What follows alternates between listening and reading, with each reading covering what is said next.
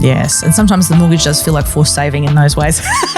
Yeah, so you have to know yourself. Like, I think that's the thing. It's so much about personal preference and your circumstances and your priorities. When we talk about a home, very different from investing in property. So I think it changes over your lifetime. If you can buy something that you're willing to live in and then possibly rent out later, that gives you flexibility of choice and means you don't necessarily have to wear that stamp duty every time, that kind of thing. The Get Rich Slow Club podcast is a collaboration between Tash Etchman from Tash Invest and Ana Christina from Perla. The Get Rich Slow Club acknowledges the traditional custodians of the land we record on. From coast to coast, across land, waters, and communities, we pay our respects to elders past, present, and emerging. Any advice is general and does not consider your financial situation, needs, or objectives, so consider whether it's appropriate for you. Welcome to the Get Rich Slow Club podcast, where we take you from beginner to confident investor, where we can teach you everything you need to know about investing. So come get rich slow with us. Okay, we've got a question. Rent will save me $10,000 a year for the same house on a mortgage. Pros or cons to buying or continuing to rent? I love this topic. Yes. This rentvesting topic, I think people call it. Have I got the right word? I think, rentvesting. Can we just clarify what that question asks, though? That person is saying that they're saving money if they continue to rent $10K a year, right? Yes, I think they're comparing the cost of buying a house in terms of mortgage repayments, council rates, all those fees that come with it, versus the cost of just renting that property. It's kind of like the situation I'm in at the moment. The house I rent, it's like $950 a week and I pay half of that. But the house to buy it, I think it was worth like 1.3 million, which is crazy. So the mortgage on that would be way more than $1,000 a week. Plus there would be extra fees too. And the holding costs. And I think the traditional wisdom is year on year basis, it is cheaper to rent a place than to own it on average. It's not true everywhere, not true for everything, but because of those costs you talked about, it's not just the mortgage, it's the stamp duty, it's the cost of actually putting that money up front in a deposit instead of taking that money and putting it into another asset. Yes. And the impact of whether it's tax deductible for those who like those kinds of things. There's a lot in there. I did some maths on this when I first did my book, and because of all of that lost opportunity, and if you took that deposit and stuck it in shares instead and had it compounding away, and then you took that difference of 10 grand a year and invested it, people would talk about this break-even point and where that might be. So it looked like it was sort of 20 years for a given property when you just looked at it on a year-by-year basis, but when you added that lost opportunity for the investing, it was more like 35 years. Wow. So that impact of that growth that you can get from that capital being put elsewhere is huge, right? Did you compare like the cost of the property going up as well? Yeah. So there's this point at which the property price, right, because the debt is taken 25 or 30 years ago, it's fixed that period of time. And then at the end, you've paid off the mortgage, so you own the property, but you're still paying the rates and all that stuff. And that's been indexed. That's gone up. The rent has been indexed. And of course, rent, for example, I think I had used a Sydney property, and rent over 25 years had grown at like 8.75% on average for 20 years. And I know there's surges and small bits in there, but, and that was up to, I think, 2018 or 19 at that point. So it's probably gotten a lot worse. But that was far outstripping inflation, but comparable to growth results, right, from investment. And so you had to compare both of those. There's lots of like fiddling with things. But on a year by year, it looked all right. The theory was you hit this break-even point and suddenly you're paying a lot less to live in the house because you're just paying the ongoing costs, which, yes, are indexed, but you're not paying rent. And then you can start saving and investing or whatever you want to do. But the problem with that was you didn't know whether you're going to stay in that house forever. People used to stay in houses for 50 years. Yeah. They just don't seem to do that anymore. People change regularly. So that was only if you went, okay, I'm going to be there in either 20 years when the mortgage is paid off and for the extra 15 after that when I finally do hit this proper break-even point, which it takes into account all of that growth. And unfortunately, very few of us are going to do that. We're going to buy another house and we're going to pay another round of stamp duty and we're going to have another mortgage. Stamp duty makes me so angry. I know. So with all that, the maths still remains the lesser part of this puzzle, I think. Yes. So what would you do? The housing security. It is for me, it's not a strictly financial decision. For me, it's at least 3/4 about how you personally feel. So I was happy. I was a landlord and owner at 19 to 21, and then I rented until I was 32. Was still investing in property. And then when I had children, and my child was like 18 months old when we bought our current house, a principal place of residence. So the second time I bought a place that I was like, I'm living in this. totally about, I want security. I don't want to be able to be thrown out. I don't want house inspections.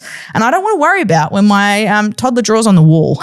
Yeah. Things like that. It was completely about security. I was very fortunate at that point that I didn't have to worry too much about the finance. So the other thing though is if you're going to move around a lot. So my big question is with climate change impacts and with insurance. So we're sitting here in Melbourne. 8 of your 75 local councils are now uninsurable for fire risk. You cannot buy Really? Already? 8? Yep. Oh, wow. You cannot buy the property with a mortgage without being able to get insurance. So suddenly you can only do cash sales on those properties. So we're seeing cash sales in those 8 council areas starting to skyrocket because you cannot get a mortgage. So there's this really interesting change that we're also seeing now that I haven't done any modelling on, but does buying the home then lock you into risk? What if you're in Hervey Bay, which just got flooded? It's got Wales as well, but yes. Well, I've got an example from Hervey Bay where a woman had a house that she was paying her insurance every year, $2,500. She just got her next insurance renewal, $14,000. Wow. Now, so what is the impact of that then on owning? I wonder now if there's more drive to be renting because you don't have that extra risk that we cannot really reliably model. Now, I know there are companies out there that will help you model that stuff and work out where are the spots to avoid climate change. Like don't buy on the North Shore of Sydney where the seawalls have to get built, I assume. But that adds another dimension that I think is even more interesting on the keep renting side. Yeah, and I like the climate change angle too, just in terms of like I rent at the moment and I can't put solar panels on my roof. And I've been thinking about more of that and I can't make my home more energy efficient because it's not up to me to like, you could maybe be like, I want to put it in a different dishwasher, but you're not incentivized to, which feels unfair for those who are renting. Yeah, exactly. So much to respond to. I know. I'm very similar to you, Lacey, in the fact that I bought my place, lived in it, moved out, rented. I guess, Tash, you're the same thing. And then had a family and bought. And really there's the mathematical side. You know, you run the numbers and you're like, oh, the number saves me money. But then there's the other side of what you want. Do you want security? Do you want a place to call home? Do you want to be able to put pictures up and not have to email someone about it? You know, there's those two sides and it kind of really depends on where you are in your life. Yeah. I think it's easy to be like, oh, I'd save 10 grand a year and invest that. But will you actually invest that 10 grand a year as well? Or will you end up spending that on other stuff? Yes. And sometimes the mortgage does feel like forced saving in those ways. You have to struggle for a few years. Yeah. So you have to know yourself. Yeah. But it's so I think that's the thing. It's so much about personal preference and your circumstances and your priorities. When we talk about a home, very different from investing in property. So I think it changes over your lifetime. If you can buy something that you're willing to live in and then possibly rent out later, that gives you flexibility of choice and means you don't necessarily have to wear that stamp duty every time, that kind of thing. Yeah, that's what I did. I bought an apartment, lived there for a year and then left Perth. So I rented out and it's been quite good for me. But then I rent now in Melbourne because I don't know where I want to live. So I can't commit to buying somewhere. But it is getting more and more tempting. Like I don't like rent inspections. Yeah. I don't like having to email for stuff and I want to put solar panels on my roof. Yeah. But I just can't. Solar panels are amazing, by the way. I love them. Yes, me too. So good. Worth every penny. But it is hard, right? And your life changes as you potentially get older. You know, there's a lot of senior people who do not want to be renting, that you don't want to be moving out at 80 or trying to find a place. Moving is horrible, especially with kids. I can't imagine doing that with like a baby or a toddler and you're trying to pack up your life. Oh my gosh, we moved 3 times before my child was 18 months old. Oh, no wonder you bought.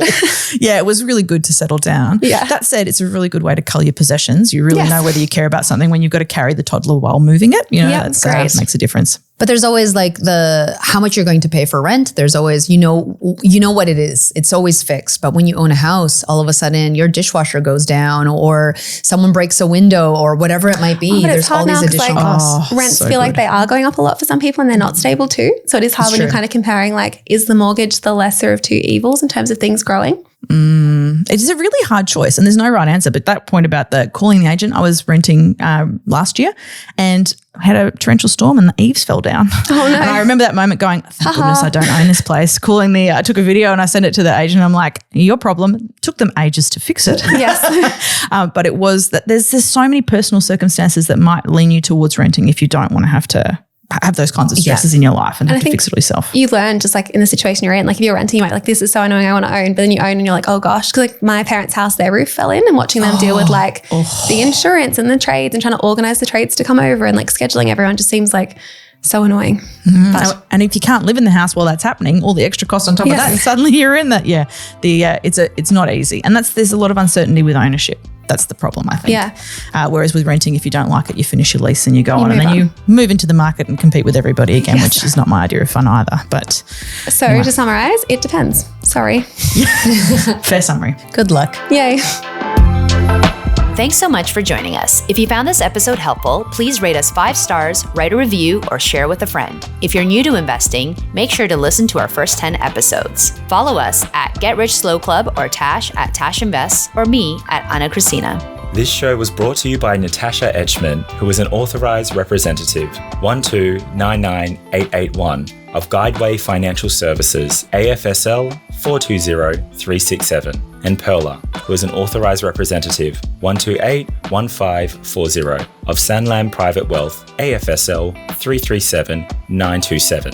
Knowledge is power, especially when it comes to investing. So make sure you check out our financial services guides and read the product disclosure statement and target market determination for any investments you're considering. See our show notes for more info.